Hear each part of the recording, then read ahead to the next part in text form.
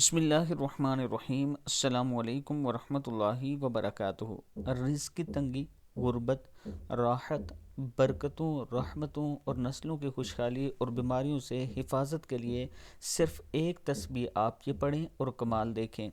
ہر روز آپ نے صبح و شام ایک تسبیح یہ پڑھنا ہے: بسم اللہ الرحمن الرحیم، یا ودود صلی علی محمد و آلہ و اصحابہ انک رحیم الودود، یا ودود صلی علی محمد و آلہ و اصحابہ انک رحیم الودود۔ صدق اللہ العظیم۔ پھر اللہ تعالیٰ کا کرم ہوگا، اللہ تعالیٰ کا آپ پر اپنی رحمت کا کرم ہوگا اور اپنی رحمت برسائے گا۔